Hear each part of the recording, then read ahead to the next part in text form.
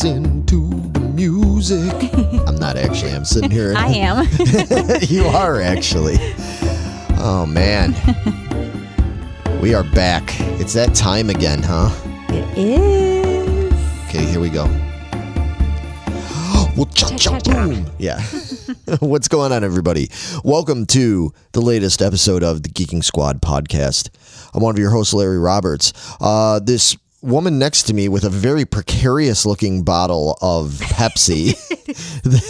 This bottle of Pepsi looks like it is about to explode at any moment now. That's because it is, because I put it in the freezer for maybe a little bit too long, and then I promptly dropped it getting it out. So it is to the brim, ready to explode. So. Oh my gosh, of course you dropped it. If you hear screams. Yeah, if all of a sudden it sounds like a giant pop or something goes off in the middle of this, it's not. You guys know why. Yeah, exactly.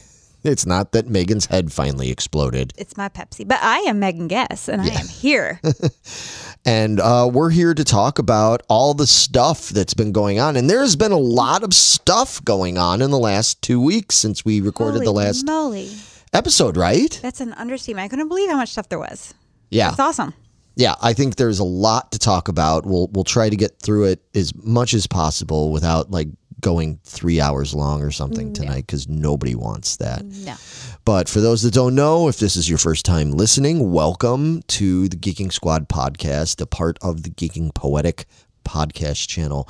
We talk about all the current stuff that's been discussed lately in pop cultures. So movie news, music news, book news, TV news, all that kind of stuff. Mm-hmm. Mostly things that were shared in our group. We have a group on Facebook called the Geeking Squad, and it's free and open for everybody to join. Just come in there, be nice. You know, you better be nice or else. Are you good to boot? Or you're going to get a exploding bottle of Pepsi shot your way. All right. And it's going to be sticky and not fun. Yeah, no bueno, no bueno. No bueno at all. So we talk about things that we've shared in there and a bunch of you shared in there. So we encourage you to go over, join our group. It doesn't cost nothing, you know, and just let's talk about geeky stuff. But here on this, we're going to focus on a few of the peak things that we thought were worth discussing, I would say. Mm-hmm. So some really cool memes that some of you guys shared, some really cool articles, and, you know, all sorts of stuff. But first, Meg, how are you doing? I'm doing fabulous. Yeah, you're doing okay? We are. Good. We are? We now, yeah. Yeah. Megan Me is and my Legion. Pepsi are doing great. It's starting to simmer down a little. Yeah, I don't know. I'm just going to be, this whole time, folks, I know you can't see us, but I'm going to be side-eyeing that Pepsi over there, because I've got my laptop out, she's got hers out, and I'm just like, this is a disaster waiting to happen here. Yeah. But yeah, I'm doing okay. I think I might have pulled my lower back. It hurts a little bit, so I don't know. There's always something wrong with me. You're falling apart over Yeah, I've been slowly but surely falling apart over the years. That is true. So yeah, I think without any further ado, let's jump into it, because there's so much to talk about. We like to go into this first segment. We have a very special intro that we like to introduce the segment with, and it goes like this. What's shaking, bacon? It always makes me smile. Yeah. So this segment is called What's Shakin' Bacon, and it's just about what's shaken in entertainment news and pop culture news. And as always, unfortunately, it might seem like we're all like happy and ready to go, but we're going to talk about some of the people that have passed away. People might be like, wow, that's a real downer way to start. Let's get the downer out of the way. Yeah. And but we want to pay tribute. Them. Exactly. Yes, I feel like just leaving them as an afterthought is not cool. One of the biggest ones that everybody's been talking about the past few days is the fact that the legendary host of the Price is Right game show, Bob Barker, passed away. Yeah. Age 99. Look at him, getting close to 100 as possible. Yeah. Not going over. Didn't go over $1. Yep, that's as close as you can get. Yeah, big fan of Price is Right. I binge that all the time on Pluto. So do I. Yeah, and I saw a few other people, Angie and a few other people commented that like, oh my gosh, You know, I watch that all the time, or they said that they used to watch it all the time. It's funny how much it's come out that for so many of us, especially at a certain age, our association with Bob Barker and The Price is Right is staying home sick from school. Yeah, it was a mandatory. You had to watch The Price is Right. Yeah. You laid there on the couch. It made you feel better. You laid on the couch, right? Uh-huh. You drank usually some kind of, you either drink like tea or you drank ginger ale if you had an upset belly. Sprite, yep. Or Sprite. You had maybe some soup and crackers or some cereal. You know, yeah, all that kind of stuff. There might have been some Vicks Vapo Rub involved in there. And you just laid there and you watched The Price is Right. It's just so funny. Box of Kleenex stuck up your nose. Right. Yep.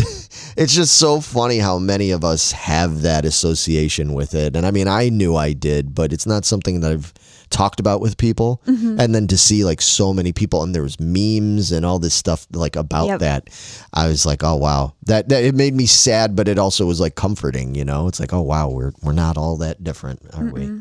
All grew up kind of the same way. So anyway, we grew up in Bob Barker. Yeah, he had a nice long life. Oh yeah, I actually thought he passed away years ago. Oh my God, are you serious? Like, oh my God, he was still alive. Okay.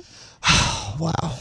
Okay. So, but well, I loved him actually in the Adam Sandler movies. Happy Gilmore. Happy Gilmore. And stuff Yeah, like he that. was And he funny in did that. another skit when he's in the hospital, and he got up and kicked Adam's ass, and yeah. those are funny.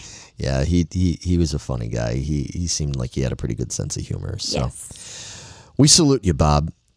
Moving on, unfortunately, we had a couple of deaths happen related to wrestling, pro wrestling world. So Mr. Terry Funk, wrestling legend, absolute legend, passed away at the age of 79. Are you familiar with Terry Funk? No. I know you're not a big wrestling person.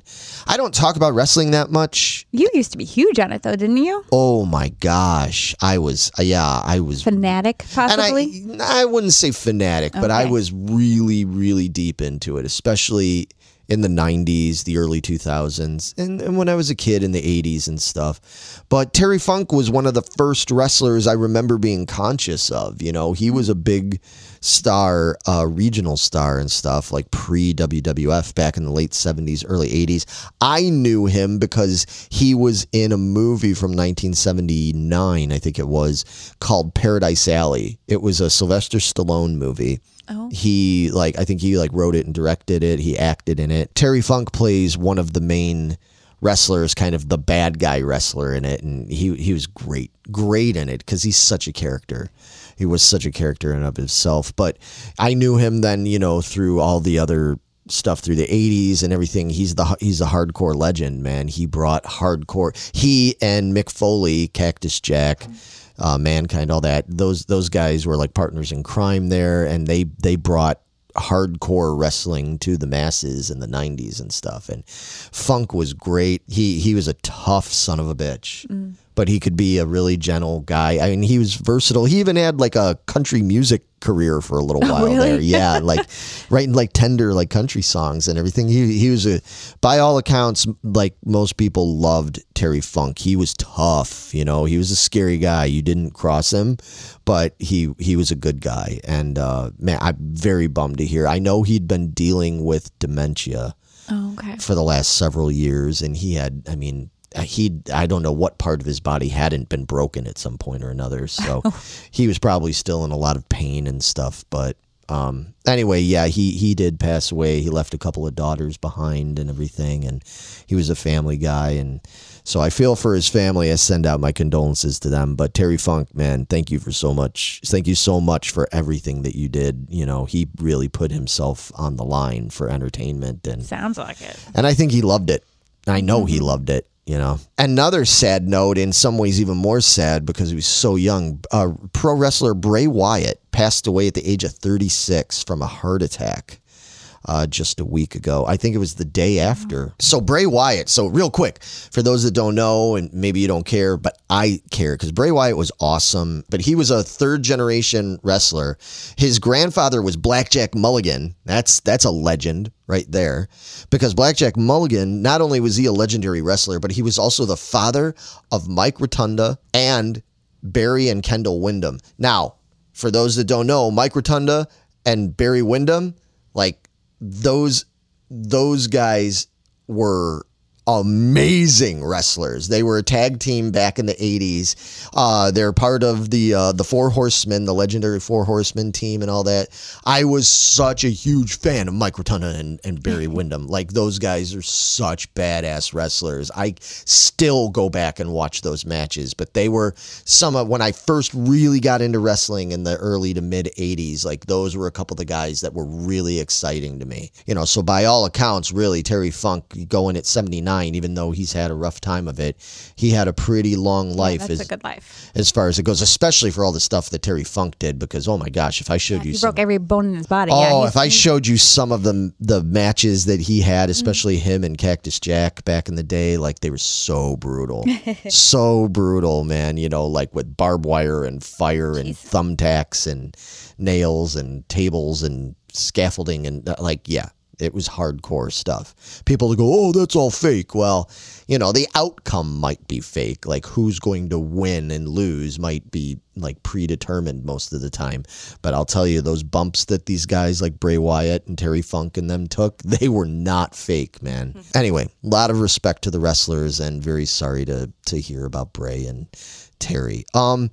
One that really bummed me out when I found out about it was that actress Arlene Sorkin just passed away at the age of 67. Now, I don't know, you're not really familiar with her, are you? No, I wasn't her either. Okay, so Arlene Sorkin, the way she came to fame in most ways was she was on Days of Our Lives back in the 1980s, and she played a character named Calliope Jones. Now, I was a huge fan as a kid of Days of Our Lives. It came on at noon. I used to come home every day from school because I was in grade school at the time. I mean, we're talking, this was when I was like 9, 10, 11 years old, that kind of thing.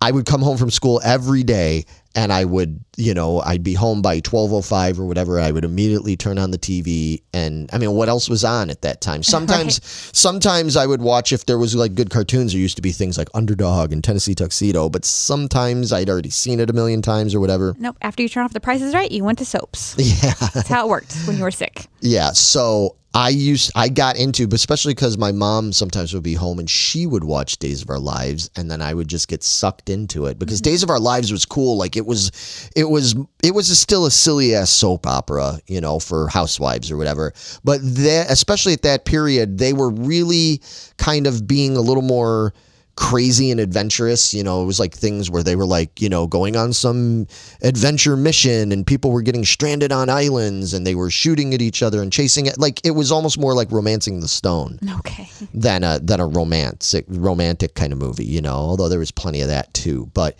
so I got sucked into it, and Arlene played this character, Calliope Jones, who at one point then ended up pairing up with John Delancey, otherwise known as Q from Star Trek. And that's where I knew him from initially. Their characters paired up together, and they were so kooky and funny, and I loved her. Like, she was my favorite character on Days of Our Lives. She used to make me laugh every day. Well, after she got done doing that, she ended up, because she was friends with Paul Dini, who was one of the co-creators of Batman the Animated Series, Paul Dini ended up bringing her on to voice a character on Batman. And they didn't have any character for her to do. She was such a she had a lot of personality and very quirky in her voice and her eccentricities, we'll say. So they actually created a character for her, and that character they created was Harley Quinn. Harley Quinn did not exist in the DC universe until then. They made it for her, and there'd be no Harley Quinn without Arlene. Okay, if Arlene Sorkin didn't exist, there'd be no Harley Quinn. The whole thing with Harley Quinn, how she was just really kooky and kind of crazy, but then there was like this underlying hint of like sadness and, you know, like humanity there and stuff, you know. She wasn't just all like ditzy and crazy and stuff. Like, that was Arlene, and that was kind of how she played Calliope too. Like, she was really good at that. Anyway, it's a shame. I don't know why she passed. They didn't say what it was from. It could have been cancer. I have no idea. But a lot of people have sounded off saying about how sorry they were that she's gone. People like Mark Hamill and, you know, James Gunn and other people that knew her and said she was great and she was talented, and, you know, really sad to see her go. And Harley Quinn is now She's huge. one of the biggest superhero characters in the world. And it all started with her. She brought that character to life. She didn't have any comic books to base it off of, you know, or anything like that. She had to create that character. Her and Paul Dini and, you know, the other writers and stuff. She made that character. So, again, hats off to you, Arlene. I'm going to go back, I think, because now I'm talking about it, I want to go back and watch some old Days of Our Lives. I'm sure it's online. It's probably on YouTube or something, but I really want to see some stuff because, man, that just used to make me laugh so much. But anyway, all right. So that was the tributes we have to pay right now for the people that we lost in the past 2 weeks, that we've lost and we're going to miss. But let's move on to some happy stuff. Meg, you got some stuff to talk about? I have quite a bit of stuff to talk about, actually. Okay. So my first thing is a Haunting in Venice. Okay. What's a Haunting in Venice? So that is based on Agatha Christie's book, Halloween Party, I believe. Okay. From 1969. Loosely. Okay. So I don't think it like follows it directly, but it kind of loosely is based around it. Okay. But in the trailer that is released, everybody's kind of around a seance table, and there's so many, you know, they're doing a seance. And then like all this stuff, everything starts happening. You're like, oh, well, this is just another haunted movie, you know? Right. And then it goes to back of a guy, and it is freaking... It is Hercule Poirot. Hercule Poirot. Yes. You're like the Hercules. characters in the movie that can never pronounce. It's not Hercule. It's Hercule. Hercule Poirot, the greatest detective in all of the world. He's awesome. I love him. I love these Agatha Christie movies. Yeah. Well, it's played by Kenneth Branagh. It's co-produced and directed by him as well. Nice. So I am very excited about this. And to find out that he's like doing this haunted thing and it's supernatural. So that combines that combines a lot of key elements for you because you like haunted kind of stuff. You like mystery, you know, Sherlock Holmes-y kind of Agatha Christie things, mysteries and adventures. Yeah. So whodunit and right. I actually saw this in the theater when I went and saw Haunted Mansion. I was like, what is that? I'm sorry, excuse me? Me and Jess both looked at each other like, we're going to that. So that comes out September 15th. So I will have my butt in the movie theater watching that. I'm so stoked. Okay. Yeah, that sounds good. It's got Michelle Yeoh. Jamie Dornan and Tina Fey. Tina Fey, interesting. Yeah, okay. So it'd be fun to see her in a serious role. Assuming it's hard to say because there's a fair amount of like humor and stuff in them. in the Agatha Christie stories. So yeah, I'm very curious to see how this goes. All right. That's a cool one. Yeah. You'll have to report back to me. I'm sure I'll hear about it from both of you guys. Yeah, you'll get both sides. Yeah, we're never going to shut up about it. So September 15th, A Haunting in Venice. All right, cool. And then I saw RL Stein has a movie coming out called Zombietown. Okay, that was a book. It was a book, and this I guess is very, very loosely based on that book. Oh, okay. It has people going to see the movie about zombies on Halloween. They have to save the town from the zombies and everything. But they like made specific characters for Dan Aykroyd, which he's the filmmaker, which wasn't a big part of the book, but it's huge in this. And Chevy Chase wasn't even in the book. But they made character, you mean? Yeah, they're like, I don't know. I don't know how I feel about this one, honestly. Okay. I was excited at first because growing up as a teenager, loved the teenager RL Stein books. Yeah. Like the young adult ones. I every week I was at the library getting a new one. Adored those things. So I was very excited when I first saw it. But then once I started reading more into it, I was like, this kind of seems... You got Chevy Chase, you got Dan Aykroyd. And RL Stein books aren't comedies.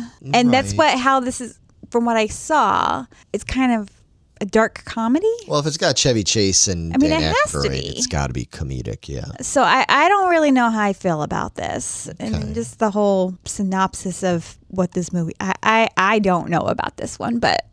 I'd be probably curious it's coming out September 1st, so a couple days. Okay. On USA. So it's like a made for TV kind of thing. Yeah. Oh, okay. I thought this was coming out in the theater. Theaters, no. We're not going to be that serious about it. So Well, it might be cool. I might try it. You never know. I like that quirky, silly stuff. So I was just gonna say. I mean, you like things like the Haunted Mansion and all that, but Right. the fact that it's attached to RL Stein, that's what's holding me off. Okay. If it was just on its own, it's like, oh, okay, I might check that. Okay. Is it? I think it's RL Stein attached to it that's holding me back. Okay. We just kind of talked about that with another Right, movie with recently. the Stephen King stuff, where it's like if you're going to change it that much, then just write something new. Right. So we will see. I'm going to be cautiously optimistic Okay. on this one. So All right. how about you? You got anything? One thing that I'm really excited about is the fact that they just announced, and I shared this in the group, they announced that Atari is bringing back the 2600. Now, people can say, well, you know, we've had Atari flashbacks. I think they're on Atari Flashback 10 or Okay. or 11, actually. It might be 11 now, because I think 10, and then there was like Atari. The newest one is like the 50th anniversary flashback. And that's when they have the little tiny system, and well, you have one, or you had one, didn't you, at one point? one. Yeah, and I've got it too. It's a little system that's just got all the not all the games, but like 100 or so games built into it, and you plug it into your TV and all that kind of stuff.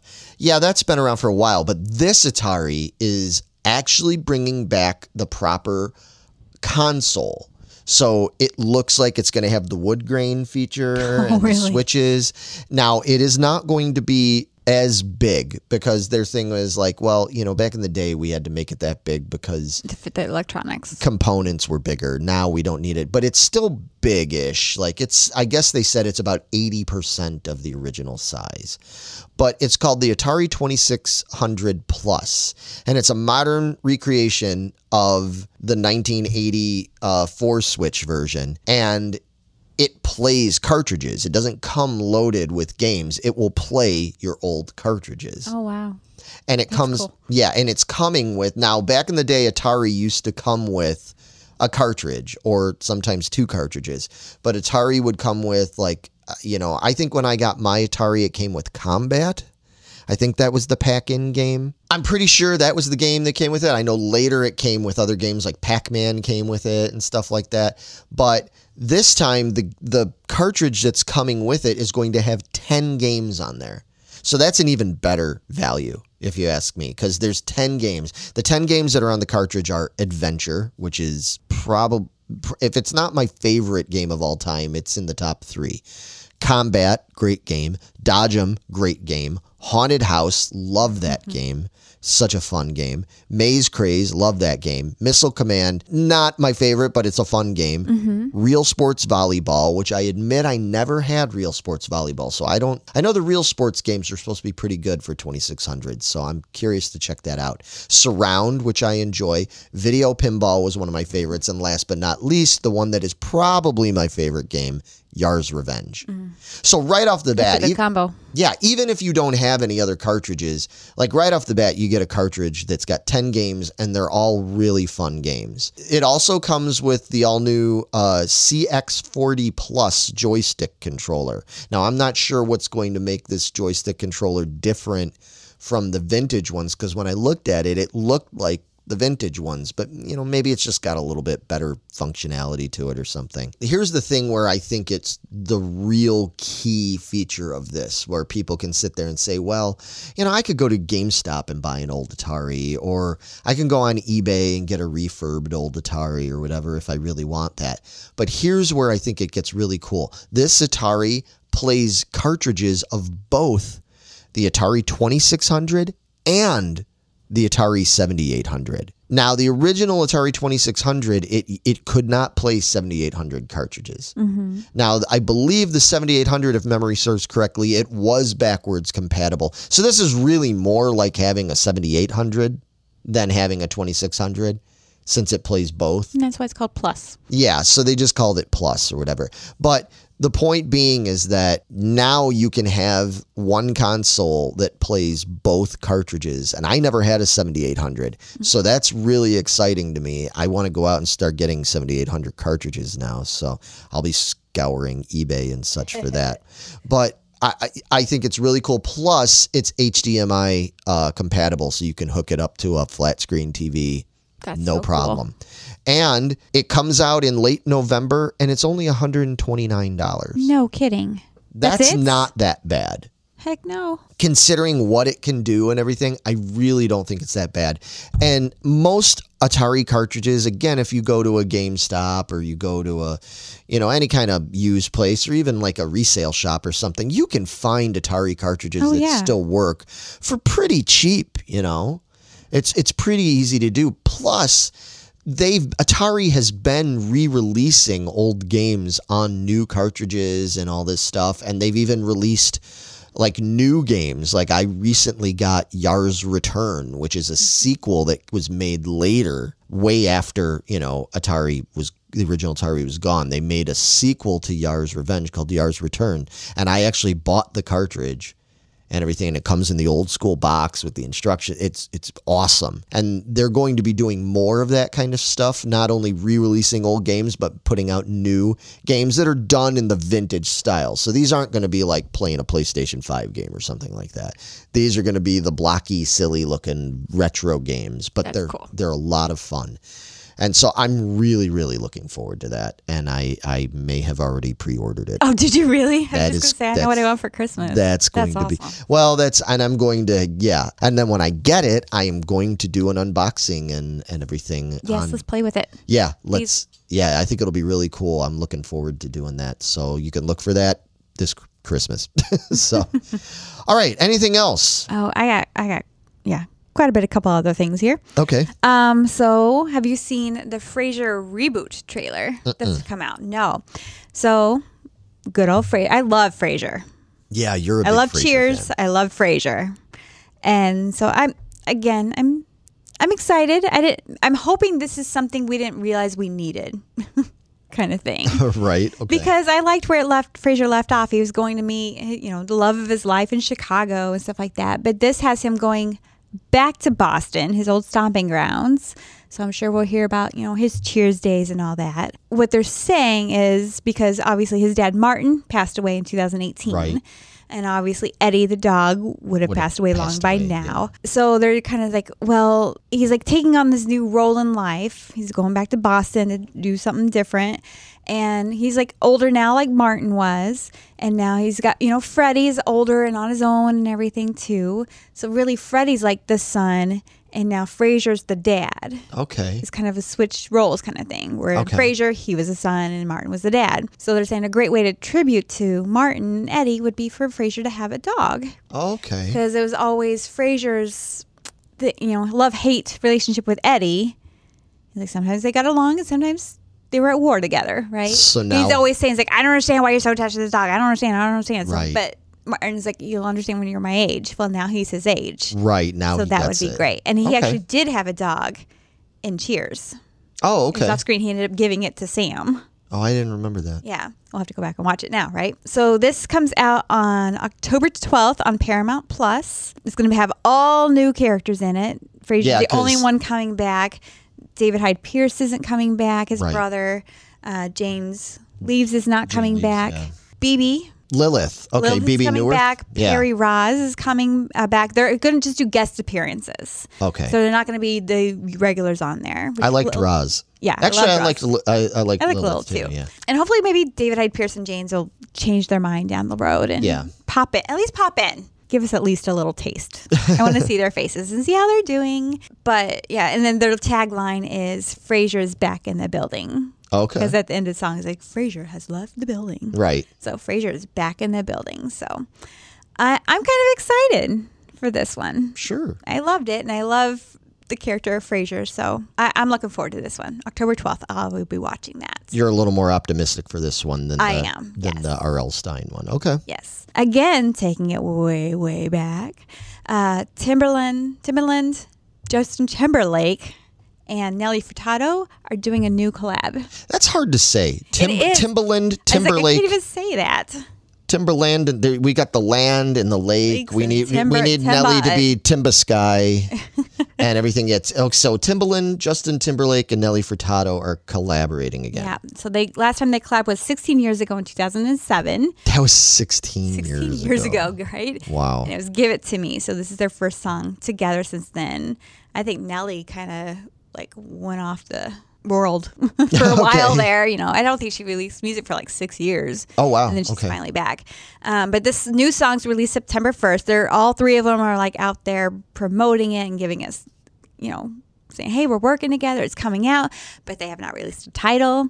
They have not released any like little snippets that we know of anyway. Okay. Like in their promo thing, it's like all their older music. Okay. And stuff. So, but Timbaland has worked closely with Justin Timberlake on some of his biggest albums. Right. It takes me back to high school. All three of those. So I was like, whoa, what's this? So that could be fun just for nostalgia purposes. So hopefully it's something really cool. Well, speaking of going back to high school for you, not for me because I was long out of high school by this point, but I also heard that there's another thing Justin might be doing. Oh, yes. Yeah, so there's a hint that NSYNC is freaking getting back together. Oh, my gosh. So, wow. Again, I wasn't big on a boy band. Right. But I went to a boy band concert. It was freaking amazing. It was so good. I was like, oh my gosh, this is so cool. NSYNC was the only one not there. But it's... Yeah, who was it that you saw? It was New Kids on the Block, 98 Degrees. Oh, gosh, 98 Degrees. Yeah. Okay. And Boys to Men, yes. I was really looking forward to them. But the whole show was amazing. So you've never seen NSYNC? I've never seen NSYNC. So, but it's talk that they're going to do songs and maybe the whole soundtrack. I don't know, for the new Trolls movie coming out, which Justin Timberlake has always been a part of. Right. But there's also teasing that there may be like an entire tour happening with Wow, this. that's going to be a big deal. Yeah, that's going to be huge. Man. Make big bucks off of that. So yeah, they will. So Justin is a very, very busy boy. Yeah, he sure is. I like Justin Timberlake. Like, yes. He's not the kind of guy, being honest, I mean, I listen to all different kinds of music, but I don't dislike his music, but he's not somebody where it's like, I want to put on some Justin Timberlake. Right. I don't really do that, but I don't mind him. But he's a hell of a performer, man. He's super talented and he's funny as hell too. So yeah, I really like Justin. Yeah, so that's cool. Good for him, man. I'm sure there's a lot of people out there that are like, oh my God, NSYNC coming back. You know, like I said, by the time NSYNC came around, I was already like way out of high school. So yeah, I'd be down to see it. I just want to see the show. Sure, it'd be fun. Fair enough. Yeah. So, again, taking it way back to my high school days. The guy that voices Mario in a lot of the video games. It's a me. It's a me, Mario. Charles Martinet. Yeah. Is retiring from voicing him. I saw that. So he's been doing it for 30. He's been in the Nintendo business for 30 years. But in 1996 is when he started voicing Mario. For Nintendo 64. Yep. So he's given it up. He's passing the baton. I don't know if he's passing it completely to maybe Chris Pratt, who was in the new movie, took over. But is it just the movie? But he's becoming, his new role is called Mario Ambassador. Okay. Exactly what that entails, they didn't really say. Yeah. But to me, it kind of sounded like he's going to be making the circuits of like all the conventions. Sure. Okay. So he's not voicing anymore. He's more focused on that side of promoting and just okay. Yeah. I get it. But he also voiced Luigi, Wario, and Waluigi. So every iteration of it. Yeah, and then he had a brief cameo in the new Mario movie, which I missed. I wonder, did he voice? Because there was the one scene when like they're in the restaurant and there's the Mario-ish looking guy and he's playing Donkey Kong and he looks like the Mario type character from the original Donkey Kong game. Oh, I bet you're right. And he's kind of, because he's like, he just goes woohoo. He does. Oh, it's got to be him. It's got to be him. Yeah, because that's one of his taglines. I didn't even think about that. So. That's got to be him. Oh, okay, that's even cool. So he'll be still in the Mario world, but yeah, we just talked about the Mario movie, and I think this is the last episode or one of the last episodes. Yeah, so it all keeps coming back to Mario. It's all Mario right now. Yep, and then you played that gig. I want to go see the movie. I did. Yeah, I got to play with one of my cover bands. We played at an outdoor festival in Indiana where the whole theme was Mario. and everything, Super Mario. So there was like all sorts of kids, people all ages really, but there was like a lot of kids and stuff like that were dressing up, cosplaying as characters from the Mario games and from the cartoon and all that stuff. And then at the end they watched the movie and stuff, and I had already seen the movie. So, but yeah, it was really cute. It was funny. Yeah, and I kept playing little snippets of music. But the kids kept asking me to play the Peaches song and everything. The Peaches song. And that was stuck in my head for days. I was doing my mud run. I was like, peaches. But anyway, well, that's cool that he's still going to be sticking around and being involved. But, 30 years is a long time to do any job. So I guess he has a right to retire from that. Yes. And then my last thing very quickly, because there's not a lot of news on this yet. Okay. But the Twisters not remake, but reboot. No, not reboot even. Is it like a sequel? It's got to be a sequel. Is coming out July 19th, 2024, rumored. Okay. It's too soon to tell. Supposedly it's going to star Daisy Edgar Jones, Glenn Powell, and Anthony Ramos. Okay, so it's a whole new cast. It's a whole new cast. It's like, the next generation's coming up kind of thing is what it sounds Chasing like. tornadoes, doing the same kind of stuff. But that's all we really know right now. And I am, again, cautiously optimistic because if this one has a soundtrack like the last one, which I think is one of the best soundtracks ever. Yeah, I love that soundtrack. I don't know, has all the pieces, then I'm here for it. I'm at least going to check it out. I'm excited for this one. I don't think it's going to have as good of a soundtrack. I'm not trying, because it could. We don't know. I have no idea. But my gut tells me, just like with all the other like reboot things or new sequels and stuff, they're going to err on the side of like, well, we have to make it modern. We have to make it something that, is going to be relatable for younger people. And it's going to be, it's going to be a bunch of like modern type music and stuff, because to me, what I loved so much about the soundtrack of Twister was that it was like really diverse. You had all over the place. Van Halen, but then you had Rusted Root, and you had, and you had like, so you had like hard rock, you had like folky rock, you had more like southern, country rock, you had pop. They, in the movie they even had, scenes with classical music, when they're all like chasing after tornadoes and singing the parts of the classical together, and then over in the other truck they're cranking early Deep Purple and stuff, and it's like, I love that scene. And yeah, when they're all, and that was great. And it would be cool if they did something like that, like if they mixed it up with like some new modern stuff, but then had like a bunch of other stuff. Just going by how they generally do things nowadays, I'd be really surprised. There's very few soundtracks anymore that are like Stranger Things or like Guardians of the Galaxy, that try to mix it up like that. No, but those are big too, so that might happen. If they go that route and they do that, that would be awesome. But I'm just not going to hold my breath. Okay.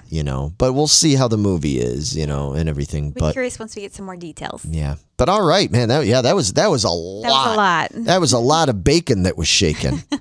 So, all right. I think it's time to hear a brief word from our sponsor. And then we're going to get into a little bit of some real talk over here, some squad talk, as it were. So check this out. We'll be right back.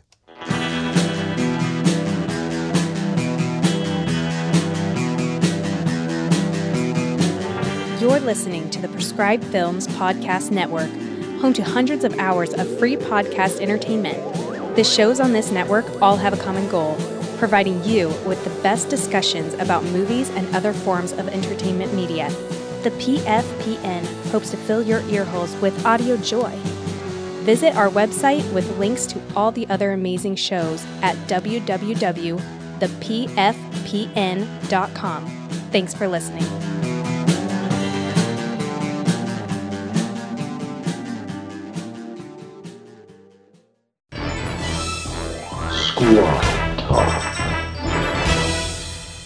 And that little intro means it is time for the two of us to get into a little bit of squad talk. And in Squad Talk, this is when we talk about nonfiction stuff mostly. You know, we're going to talk about what's going on currently in the news that is relatable to our geeky sci-fi minded selves. Usually we've talked in the past about UFOs and AI stuff and everything. And this time we have something a little different to talk about. What are we getting into here? We are talking about relocating the human population to the moon. Oh, okay. Well, at least we're going to start with the landing crew.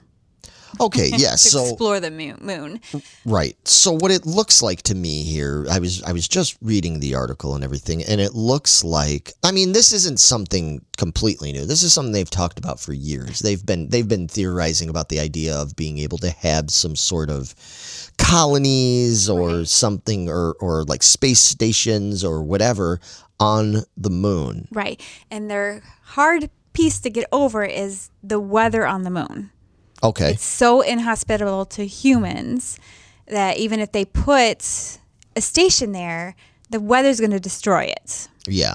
Okay. It's like 260 degrees. Right. I was just going to say we astronomical. should specify what you're talking about when you say weather. First of all, here's all the problems with living on the moon, all right?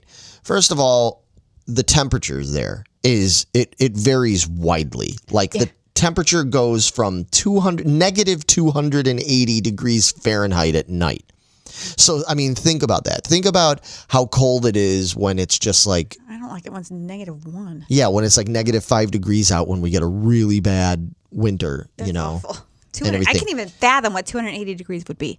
I Negative. mean, that's just like instant frozen, instantly crystalline, like you just freeze in a fraction of a second. In that kind of thing. Insane. And then in the day, it can go up to well over 200, like 250, 260 degrees Fahrenheit hot. Jesus. So that's like being in a pretty hot oven, you know. You can almost cook like a turkey or something, you know. If you cook a turkey at 300, you're almost there. You're cooking. You know, and yeah. Not to mention radiation. Well, that's the other thing, like, people don't think about is that, like, when you're out there, if you are out there in space, whether you're on the moon or whatever, the problem with being out in space is that people don't think about how protected we are on the Earth, how we have this natural, like, protection from magnetic fields in our atmosphere and stuff from radiation from the sun and everything. And it's still bad. Like, you can still obviously get cancer and things from the sun if you're too exposed. But like when you're out in space, there's no protection. Right. It says it's 200 times greater than the radiation that hits the Earth. Right. That's nuts. Right. So the question is, so then how are they thinking that they're going to have us living on the moon? Right. So they were very excited. I guess they found a bunch of lunar pits. Right. That they're basically caves on the surface, or under the surface, I should say, that have a constant temperature, day or night, of 63 degrees Fahrenheit. So they're just like our Earth caves, where they're a constant temperature. That's cool. So they're pretty excited. That keeps them from the radiation. It keeps them from the extreme temperatures, you know, the dust storms and all that stuff. So these were like, these caves were like formed by moon volcanoes or something like that? Is it like, because I was reading, they were calling it like lava tubes. Yeah. So it has to be that they're at some point or another, if they're not there now, that at some point there had to be some sort of like volcanoes on the moon if they created lava. Right. I would assume. Yeah. I mean, I never thought of the moon having lava or volcanoes, but why can't it? Yeah. Something, I mean, who knows what the hell's underneath that surface? Yeah, I'm sure I hope anything they're vacant like that, lava tubes. At the core, you know, of all these celestial, you know, it's all lava, right? beings, it's got to be some kind of lava. The floor is lava. Right. The moon is lava. Yeah, and I mean and another thing is that's cool that they found out, like, well, there's these like whatever lava tubes, caves, whatever they want to call it, on the surface, and I get the impression that they're pretty deep.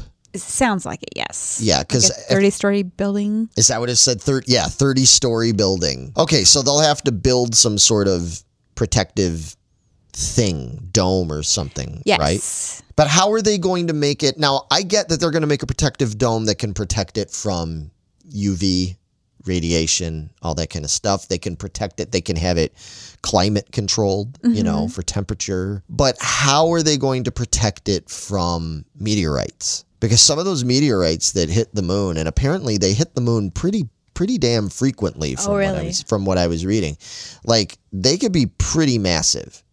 I'd be real nervous about being in one of these cave things, you know, and having some kind of structure and just being like, at any moment a meteorite could just crash through that thing right there, you know, like I don't know. Part of the hazards of being an astronaut and being on the moon, because if you were just in a little tent on the moon's surface, you'd be really screwed. Right, but I guess the point is, most of the people who've gone to the moon, not that there's been many, but the few that have gone to the moon, they've been on there very briefly, and, you know, your odds are a little better at that point of like, well, they're not going to be there that long. But if we start colonizing it, so to speak, where we're going to have permanent residencies of some sort, even if it's just scientists and military and stuff at first, which I'm sure is what it's going to be. For 6 months periods, or still, it's a long time. But I mean, still, so my point is like, wow, you know, I'm just trying to think of like, how are they going to protect against that? Because I can't really think of what kind of materials they have now that could really protect against space debris like that. Because that, I mean, when those things hit,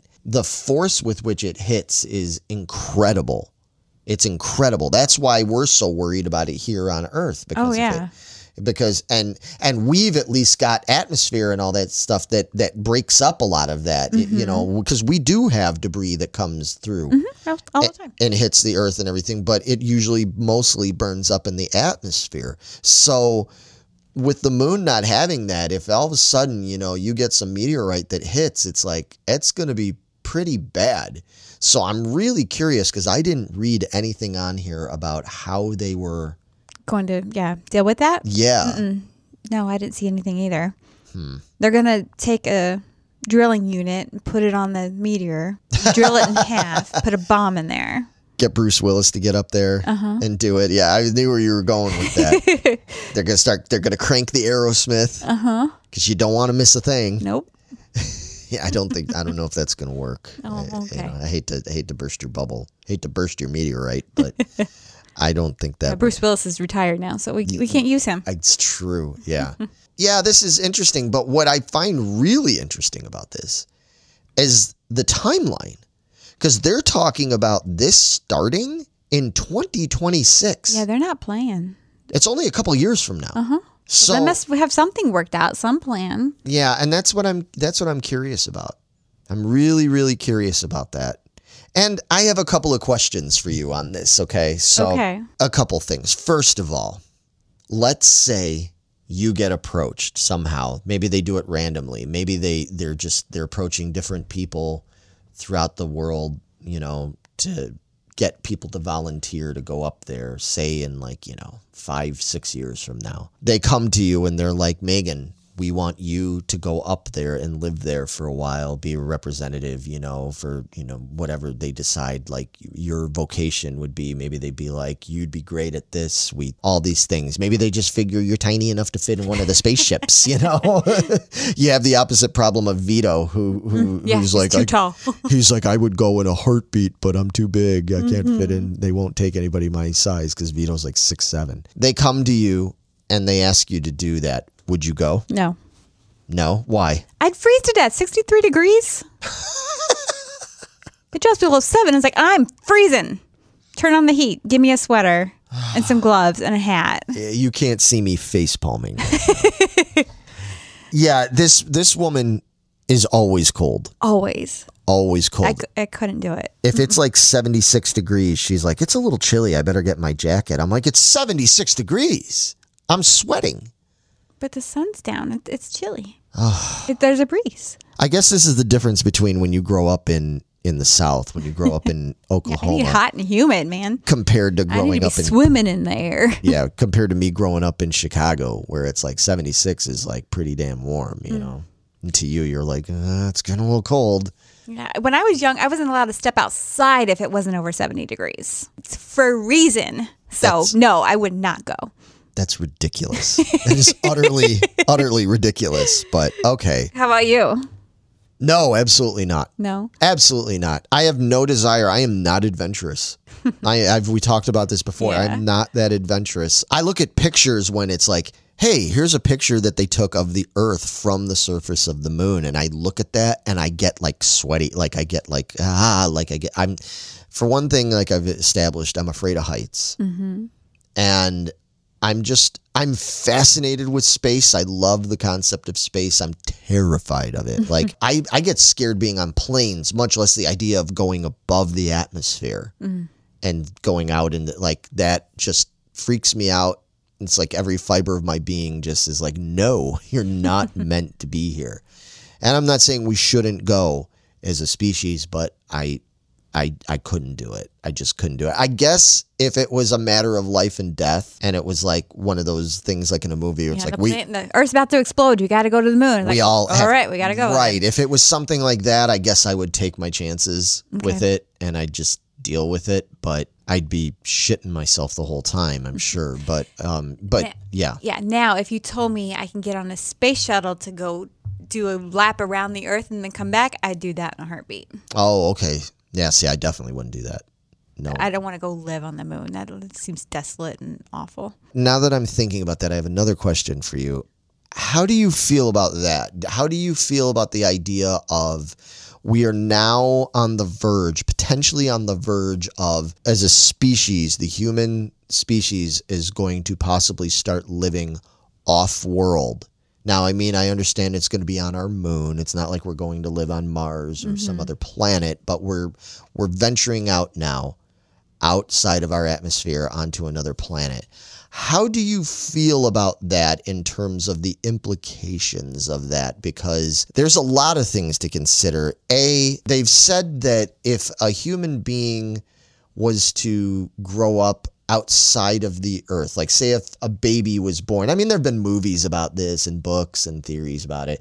If somebody was born on another planet, or, I mean, moon isn't a planet, but it's still the same idea. There's a difference there in the chemistry of it, that it could create a different kind of human. Like there would be things physiologically that would be different potentially about it. It could be good, it could be bad. How do you feel about that? And also, how do you feel about, I'll just throw it out there from me, the physiological thing I'm curious about. Like, I'd be interested to see. It's interesting to think that we could have a humans plus, you know, kind of like we were talking about Atari plus. Like, we have a humans plus. Like, it's like they're human, but they're a little different, you know.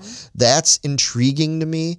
But as someone who does kind of believe that there is probably life out there in the universe, and does believe that there is a chance, at least, that this life is watching us and monitoring our progression. How do you feel about the idea that we're about to take that step? Because to me, this could be the kind of step where all of a sudden they're like, oh, you know, if there is some other intelligent life out there that's watching us, and they're like, oh, okay, now they're living, like they've made that big step. Right. That could be good, or that could be bad. You know, they could be like, because I know, thinking about us, we are not that advanced. We're a bunch of fucking savages. Right.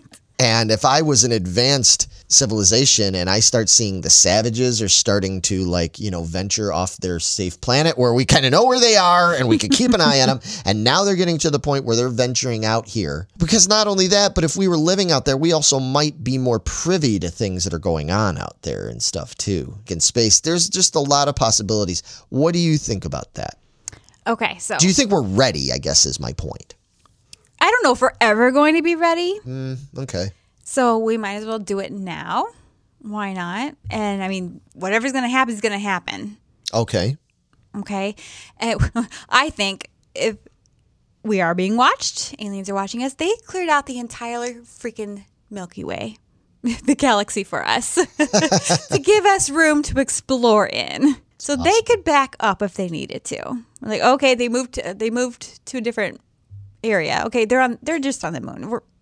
We got time. We got billions of decades still before they get to the next planet or maybe. So if they're that far advanced, maybe they back up and give us some room. Like, okay, they're starting to figure it out. They're taking baby steps. Yep. They're still savages, but they're starting to make a little bit of progress. And let's see. I'd be excited to know, again, going off Star Trek, I was like, okay, we have all these different areas now.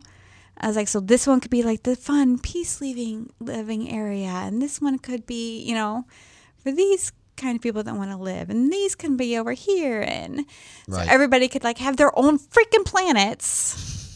And everybody would just get along. Oh, that'll never happen. Yeah. And then as far as like us evolving good or bad, maybe that's what we're supposed to do. Who knows? Because, you know, you got Doctor Who and Cassandra. Was there Cassandra? Right. Well, she was a human. Right. And now she's just a skin. I don't know what you call her.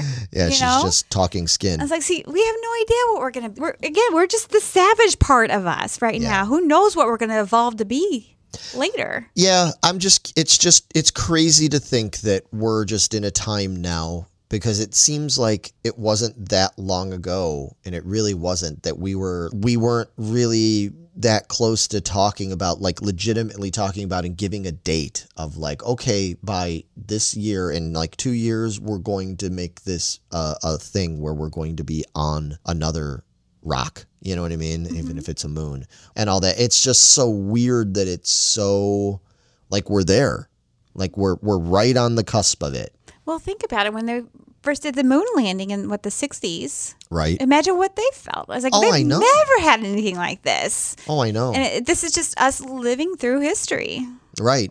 We've experienced so much in our short little lifetimes. Right, right. This is just another step of it. Yeah, the last 100 years has just been huge for us, for our civilization. And I think this is just a little tip of the iceberg for I know. Well, let's move on. That was fun but kind of heavy thing to talk about. So let's have some fun. Yeah, we always like to end the Squad Talk segments with some sort of like fun thing. And this one, Meg gathered up a bunch of fun memes that were shared.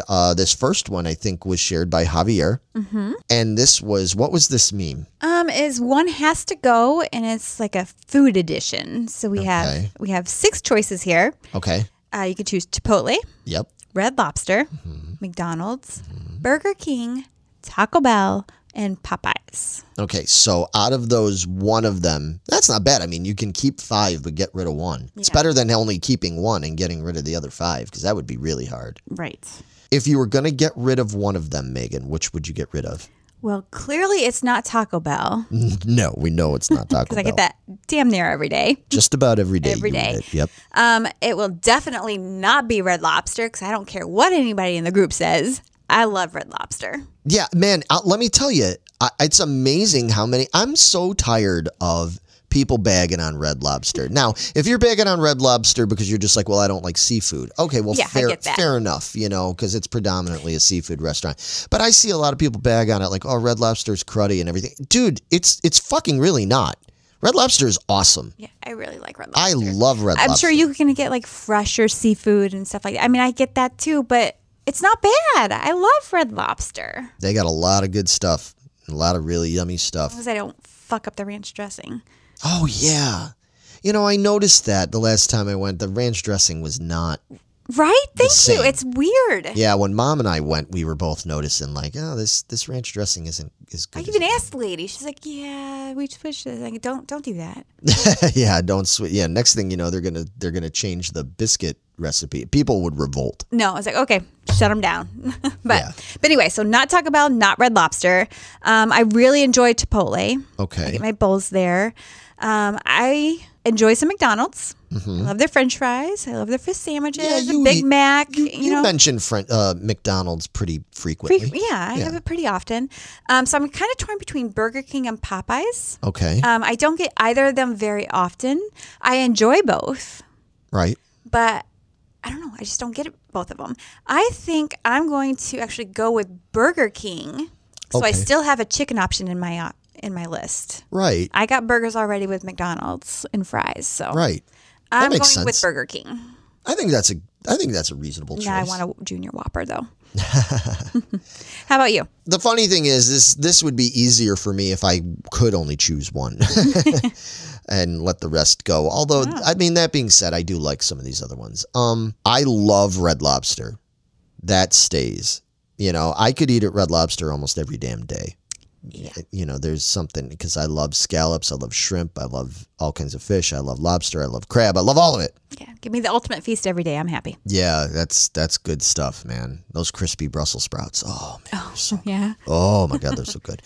Anyway, so Red Lobster stays. Taco Bell, I really, really like Taco Bell. I don't eat it frequently because of dietary things with me, but I really do like Taco Bell. Popeyes is something I rarely get because a lot of their chicken is spicy, and I can't do spicy. Okay. The couple of times I have eaten things from Popeyes that I could eat, it was quite good. It was really good. I really liked it as a kid. McDonald's, again, McDonald's gets a lot of hate. It's crappy food or whatever. I love me some McDonald's, man. You know, again, it's something I do not eat very frequently. I have McDonald's like every few months or so. Oh, wow. Okay. Maybe.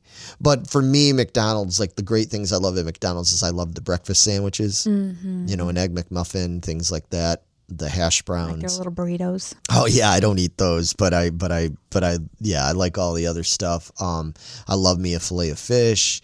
So obviously, I like fish. I like Burger King. They are secondary to McDonald's for me. And I can't eat the damn sesame seed buns and all that stuff. But Burger King's okay. I can eat it. Burger King has great onion rings. Really great onion rings. When they're made well, they're really good onion rings.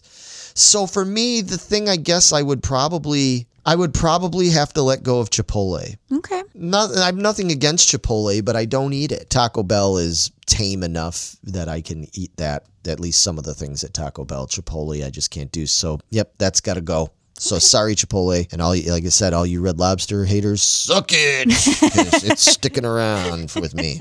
Yes. All right, Javier shared another really good one. There was a really very interesting take on it. It was a build a team to take over the world. And it was like we did in the last one where we had the build your superhero team. For $100 or something? Yeah, for $100, you could build a team, and they had different tiers of guys here. And there's a whole bunch of them. So the $10 tier, we have Kingpin from Daredevil. We have the Alien Queen. We have, I don't even know who that is. I know. But it has some sci-fi thing or something. And then there was Michael Myers from Halloween. Okay. The $30 tier was Darth Maul, Venom from the Spider-Verse, you know, Freddy Krueger. The Mummy. The Mummy, yeah, the Mummy, Egyptian Mummy King guy. From the Mummy. from the Brendan Fraser Mummy movies. Then the top tier, we have Darkseid from the DC universe. We have Pinhead from the Hellraiser movies. We have the Balrog from the Lord of the Rings trilogy. And lastly, in the $60 tier, we have Apocalypse from the X-Men series. Okay, so I have put no forethought into this. Me either. To take over. So, okay, we're not just talking about like attacking or murdering a bunch of people or whatever, winning a battle. We're talking about taking over the world. That's the theme. Okay. The theme of the meme is taking over the world. So, and we have $100 to spend, right? $100 to spend. So for taking over the world, I'm going to go with Apocalypse from X-Men. I'm going to go with Darth Maul for $30. And then lastly, I'm going to go with Alien Xenomorph from the Aliens. And my rationale is Apocalypse, I mean, he's like a warlord. He's a god, essentially, like a demigod. Okay. And everything. So he would be like the big guy. And Darth Maul has force power. He could almost be like the knight, you know what I mean? Like the head knight, you know, like the Lancelot, the evil Lancelot, you know, he could be like the general, so to speak, underneath that. And then the Xenomorphs, I mean, the way they are, the way they can just get in your body and burst out of your chest, and the way they can populate. And I mean, those alien Xenomorphs are brutal bitches. So that's what I'm going to go with. I'm going to go with those three because I think those would be the way to take over like a planet or something. Okay. All right. So I think I'm going to go with the Balrog from Lord of the Rings. From Rings. Okay. That's $60. $60. because again, kind of like all godly powerful. Yeah, Don't fuck with him. I get it. Right. Yep. I'm going with Imhotep for $30. Okay, from Because he the Mummy. can cast spells, get you to do, and come back from the dead, so you can kill him, and who cares? That's a good point. So he can just keep coming back and regenerating. Yep. And I also am going to take the alien because you need a guy to fuck people up. Okay. Yeah. So All right. he's my soldier, my $10 alien, my priest. Yeah, Imhotep here to do what he needs to do and keep coming back after you kill him. And my God, that you're not going to mess with. So Yeah, with the Balrog. Mm-hmm. Yep. So that's what I'm going with. Take over the world. You shall not pass, Balrog. All right, yeah, I think that's pretty sound. I think those are good choices. I'd love to hear at home. Let us know what your choices are if you were going to take over the world with these choices. Moving on to another one. Matt, our erstwhile pal, chose another meme along similar lines but different. And what was the theme of this meme? So we have, 9 choices here. Okay. We have 1 will protect you. The other 8 are going to try to actively kill you. So you have to choose one to protect you. All right. And the choices here are Terminator, the T-800. Mm-hmm. We have the Predator from Predator. We have Batman, the Dark Knight. We have Wolverine. We have Hellboy. We have Sub-Zero. We have Darth Vader. We have the Punisher. And lastly, we got good old RoboCop. Out of those 9, you can choose one of them to be your protector to fight against the other 8. That's a tall order, man. That is. So out of those, I went first. So this time you go first. All right. I went with Batman, actually. Really? Because he can just put a mask on and you don't know who he is. He's like Superman. You just put glasses on him so he could protect me out in the open. Okay. He could just kind of walk around and nobody will know it's us because we'll have disguises. Once I'm with Batman, then he can kick everybody's asses. He's got all these cool toys. That's an interesting... He's got all the money. So he could hide me really well. Maybe. What are you thinking? Maybe. Batman was probably my least choice on that whole list. Because when I looked at it, I'm like, that fool don't even got superpowers. Like, what's he going to do? This is really hard. My initial thought was to go with Darth Vader. Okay. Because he's got the Force. Right. He can do so much with that. He can sense them coming. Not very good with lava. No. When the floor is lava, he's bad. But the problem that I have with some of these choices is their vulnerability. They have, like, in terms of, like, their personality and, like, emotion and stuff like that. Like, Wolverine can be emotional. Vader even can be emotional. He's still Anakin in there. You know, Hellboy and even the Punisher. You know, like, there's Batman, all that. There's some emotion in there. Predator is a tough, scary mofo, but I don't trust the Predator. Right. RoboCop is pretty cool, but... And he's bad. I mean, he's RoboCop. He's awesome, but he's defeatable. You know what I mean? Especially against some of these. I mean, I just could see Wolverine just slicing right through RoboCop. You know, like those adamantium claws, and then like Predator. Yeah. So I'm actually going with Arnie. I'm going Vito would be so proud. I'm going with the Terminator, man. Wow. Because you know why? Why? Because he is the protector. Like, that's his whole purpose, was to protect him, you know. I mean, I know in the first movie he was there to try and kill Sarah, but I'm looking at it from, like, I'm looking at it as the T2 version of the Terminator. Like, his whole thing is, his whole entire existence is to protect John Connor, like, at all costs, and he'll take every bit of damage, blah blah blah, blah, like all this kind of stuff. He doesn't have feelings, really, you know what I mean? Like, he's got... I feel like the Terminator is who I would trust to, like, protect me. All right. And everything. I can buy that. The other ones don't really strike me as much as being great at being as protective. You know? He's a protector. So I'm going with the Terminator. All right. I like that choice. Okay. All right. We got one last meme. And this was another one that was shared by Matt. And we'll try not to get, because I know this is going Yeah, long. this is a big one. So what it is in this meme, it's the trilogy meter. And in the trilogy meter, it's rating or it's ranking showing like, you know, like how a meter is where it's like, you know, almost looks like a chart, you know, or a glass that's like full of water kind of thing, you know, and it's showing how they rank it. So it's like, say, for example, the original Star Wars trilogy. They've got the first movie is mostly to the top. Second movie, Empire Strikes Back, is completely to the top, so that's obviously number one. And then Return of the Jedi is a little less than the other two, so that's third place.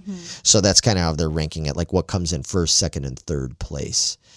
And looking at most of these, I think that they're pretty accurate. But when you look at any of these, we can't talk about all of them, but are there any of them that stand out to you like, oh, that's not right? The first one that popped in my head when I first saw it was Indiana Jones, because 3 should be full to the top as well. Yeah, I could see that. In my opinion. 2 should be a little bit like way lower. Yeah, well, in my opinion, they have Raiders of the Lost Ark rated all the way, like that's obviously number one, right? And then they have, it looks like, if 2 and 3 are like even. Yeah, so they've got them tied, and I don't agree with that. Yeah, and they're pretty. I mean, they're both pretty full. Yeah, there's just they're rated highly, but they're not. But I don't think they're equal. No, I definitely think Temple of Doom comes in third place.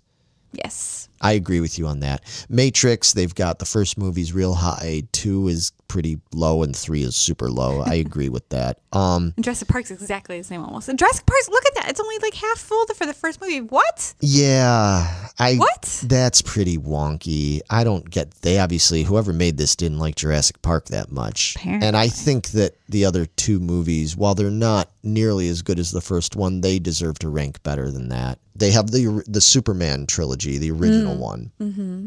They have the first movie, the 78 movie, ranked in second place. They have Superman 2 in first place, and they have Superman 3 ranked in a far distant third. I do not agree with that. I know most people tend to prefer Superman 2 because they like the villains. They feel that there's more action and stuff like that. For me, the first Superman movie is far superior. Far superior. So, and I love Superman 2. I really do. And I love Superman 3, even though that's the silly one with Richard Pryor. But it's still got some really good stuff in it. That one stands out to me. And the one that really, really stands out to me out of all these, or actually there's 2, is X-Men.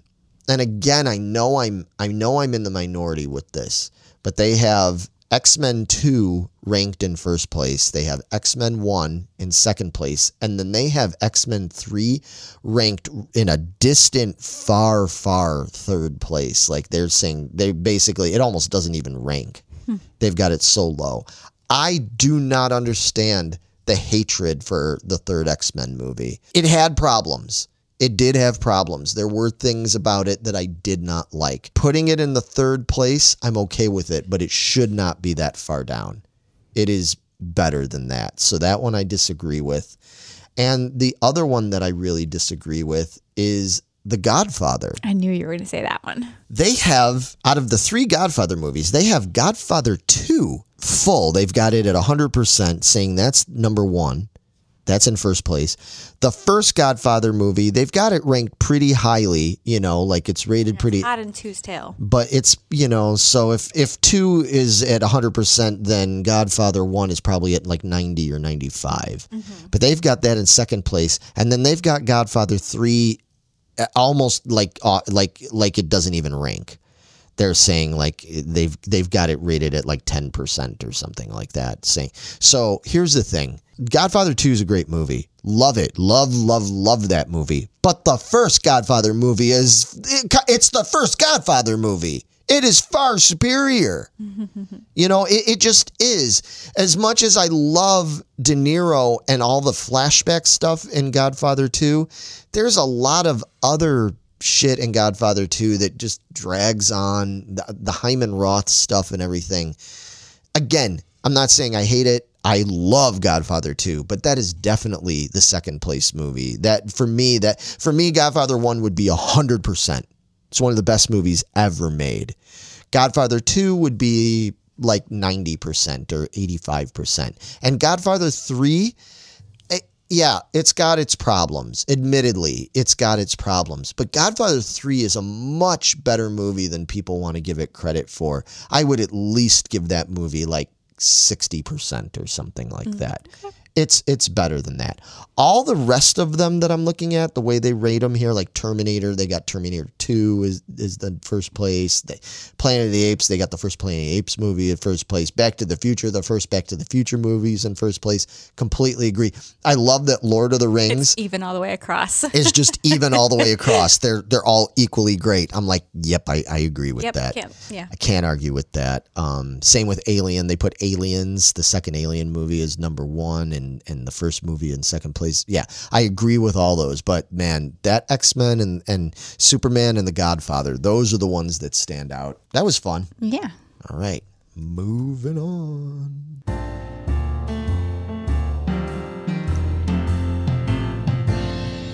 What do you suggest? All right. Well, for anybody out there that is curious what we suggest, this whole segment is called What Do You Suggest? And it's when Megan and I suggest things that we're into, things that we've been enjoying lately, and we suggest you check it out. Megan, do you have something to suggest? I do. I watched a TV show recently that I just enjoyed the ride. Okay. Don't expect anything major out of this. Just enjoy it for what it is. It has my silly sense of humor. It's got Arnold Schwarzenegger in his first TV role. So it is called FUBAR. It's out on Netflix. It came out in May this year. And basically what it is, and it's already been renewed for a second season. Oh, okay. So it must have been done pretty well, right? And so Arnold plays a CIA operative named Luke. And it turns out that his daughter Emma is also a CIA operative that he did not know about, and she didn't know about him. Okay. And then basically once they know about each other, neither one's happy that the other one's a CIA operative, obviously. The bosses end up making them work together. And of course, Emma doesn't want to respect her old man, and old man doesn't want to believe Emma's all grown up and can handle her own, even though she's been doing this all these years. And then obviously hilarity ensues. They have two other partners, Ruth, which they call her Rue, and Aldon. Her kind of like the comedic relief. Okay. And they have their serious moments, but they're a lot of fun. I really love the daughter Emma and the Luke and how they can butt heads and combat with each other. And I just really enjoyed this. It's got action, it's got comedy, it deals with all of everybody's relationships. I just thought it was a lot of just overall fun. Okay, that sounds cool. They have the bad guy. His name's Burrow. Okay. He's a powerful arms dealer. And Luke, in the old days, actually killed this kid's father. Okay. And he felt some kind of way responsible about it. So Luke basically provided for Burrow, made sure he got a good education and grew up properly. And so he wasn't just left to the streets or whatever country he's from, right? But still Burrow didn't know who killed his father, wanted revenge for it, and he still ended up in his father's business. So Luke's like, now Luke and Emma got to go after this guy. And of course Luke is conflicted with that relationship, and then Emma conflicted with Emma. It's a fun little ride. Okay. So I'm excited there's going to be a second season. So I think you should check it out. It's only 8 episodes. They're less than an hour, 45 minutes long. Oh, okay. So easy to consume. Easy to consume. If you're just looking for something to enjoy on a Sunday. Okay. I thought it was a fun little ride. And it's called FUBAR? FUBAR. FUBAR. And it's on Netflix. It's on Netflix. It's weird because I haven't seen like hardly anything about that. No, I was just thumbing through. I was like, oh, hey, what's this? This looks interesting.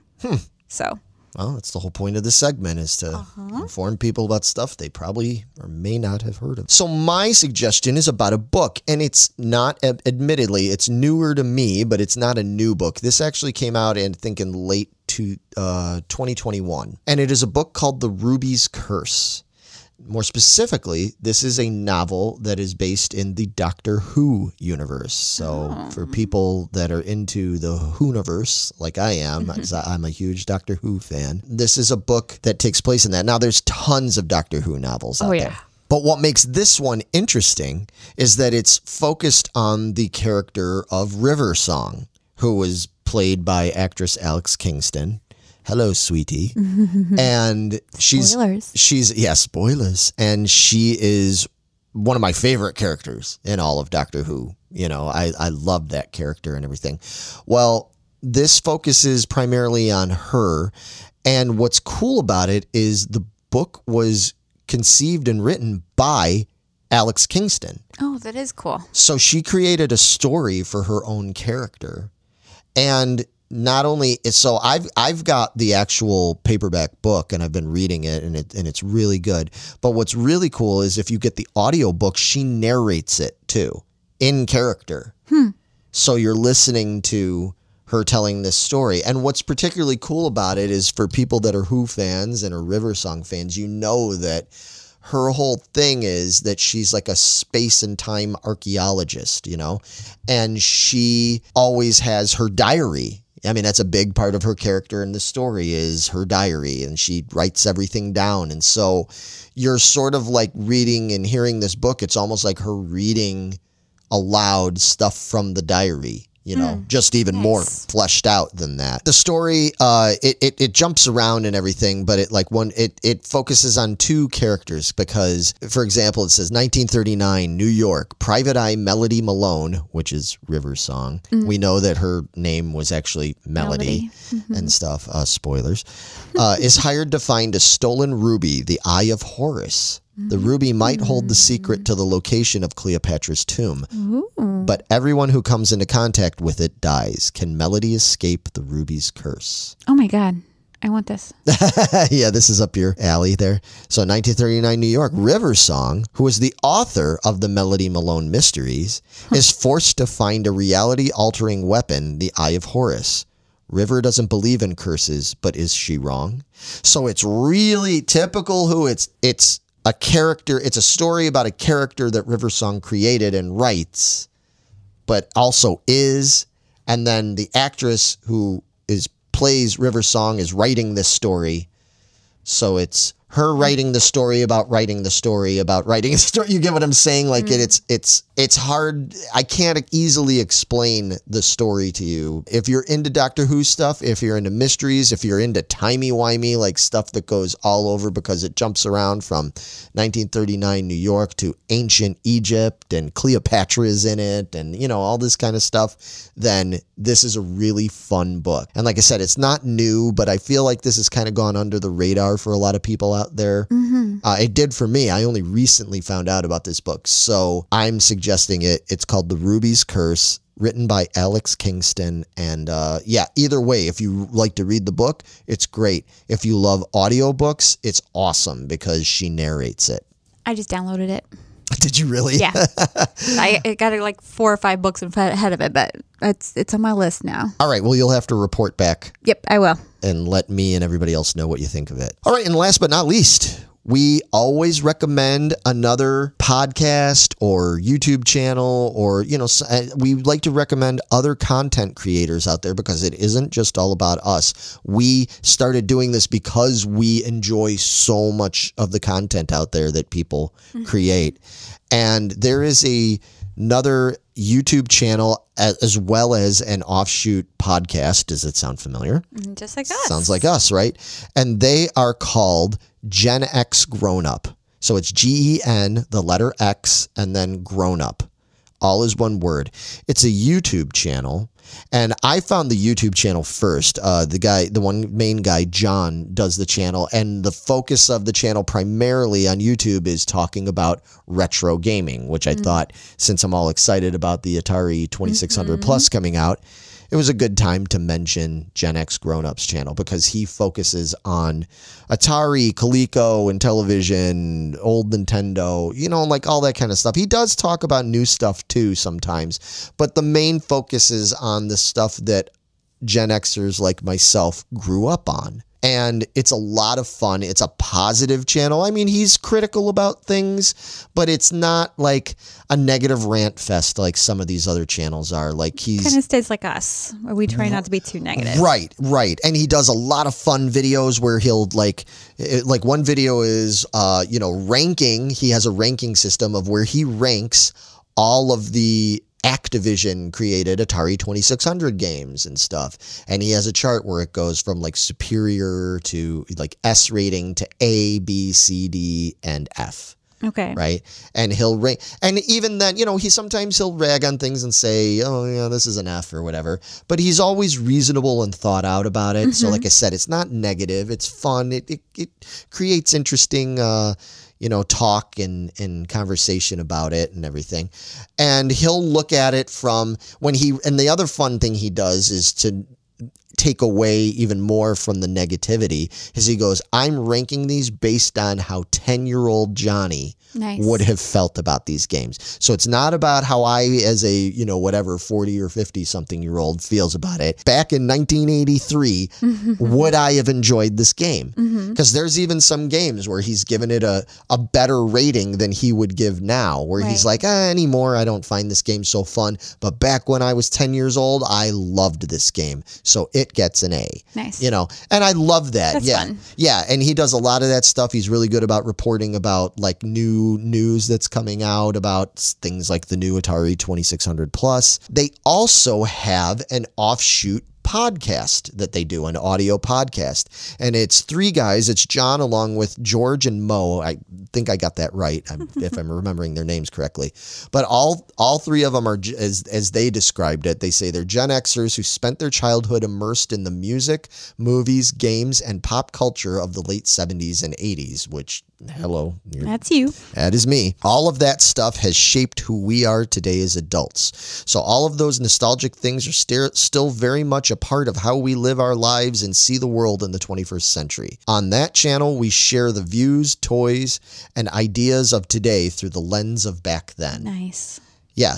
So it's really cool. So they do that. So they do this podcast, and like they've got, and again, what I love about it is because they're like us. They're not focused just on video games or just on music or just on movies. They'll have one episode. They did one episode where they talked just about Purple Rain.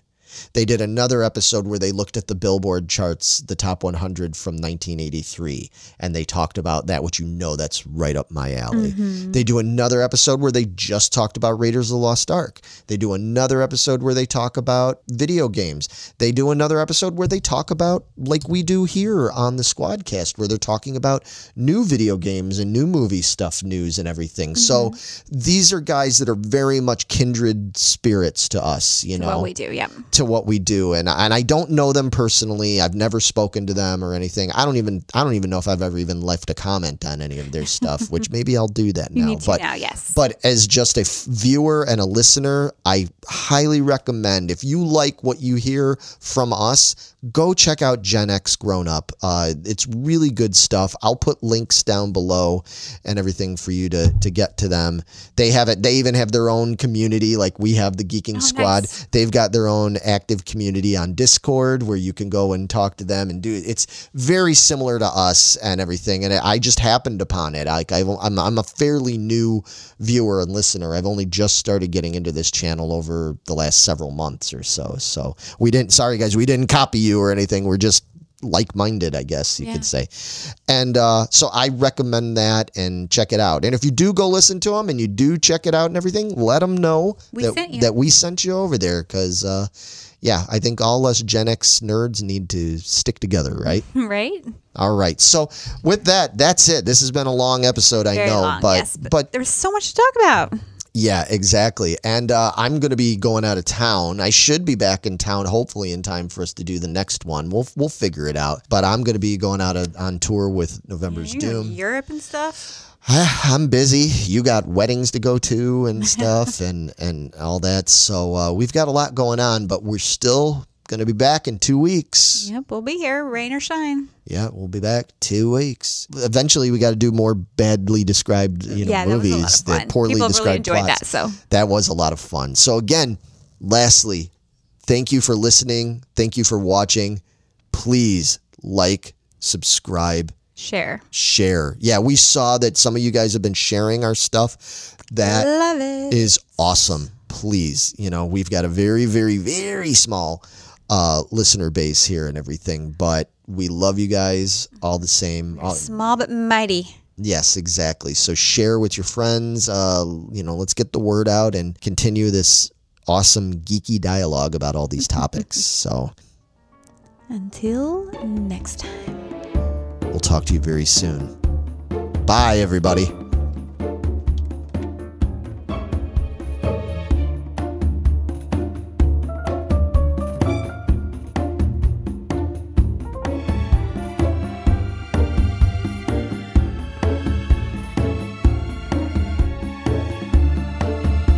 And away we go!